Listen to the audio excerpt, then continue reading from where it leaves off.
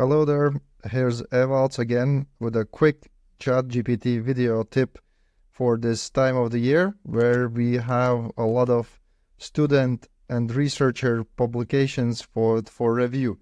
But the same tutorial that I will show you can be used to understand faster any complicated text document, any document that's long. You don't want to read it very carefully initially, maybe at the end you want, but you can do this very, very quickly.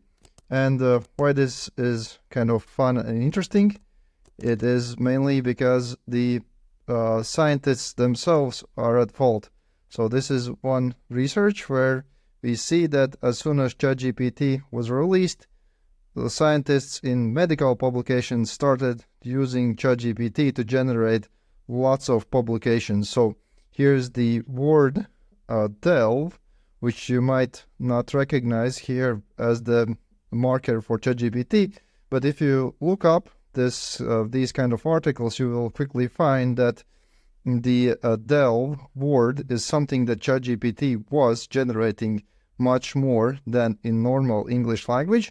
And this is mainly because the word delve is coming from Nigerian English, and OpenAI employed Nigerian labelers to generate the text for ChatGPT. Now, I think as soon as this came out to the light that researchers are using ChatGPT to generate lots of scientific publications, then they changed it so that this word is not appearing as much in ChatGPT.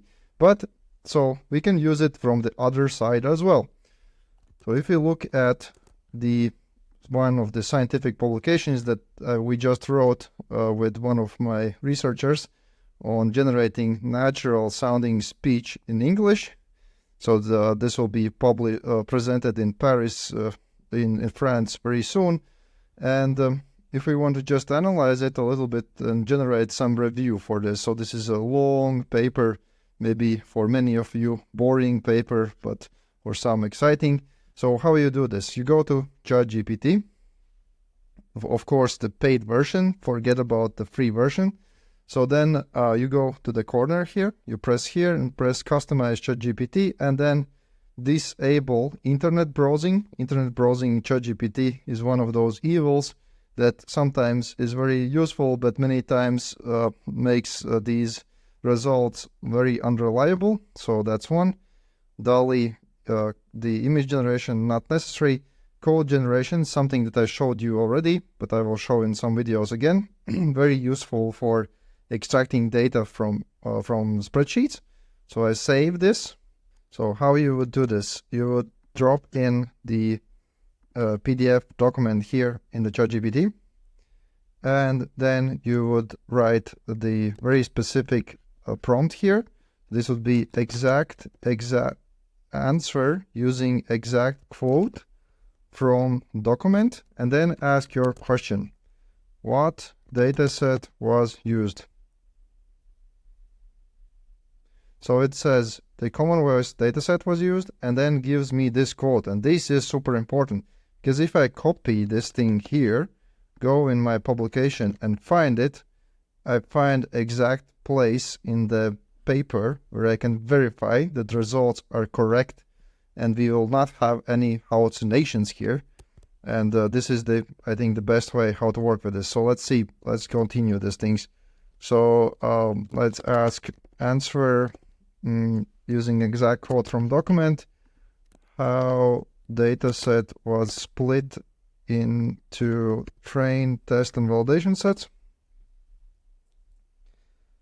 Let's see, reading documents, this is what we want. We don't want searching internet. For sure. So the high narrow down synthesizers were filtered using following criteria. So it's written that there is no detail on split process, but it copied some other part of the document. Let's check it. Yep, it's here. So you see it's not giving hallucinations. So that's that. So we already found one negative aspect of the word. But even if I don't have the train test split, we can maybe look in source code. Let's see the source code. Do we have a source code? Yes, we have a source code, and it is available somewhere. This time didn't give me the link, but if I copy this text here, it gives me to this part and I can get my code here. So that's great. So that's that. Then we can ask many other questions like how it's being evaluated and so on. And we will get all sorts of these nuggets piece of information, which is extracted directly from the document. We can verify this, right?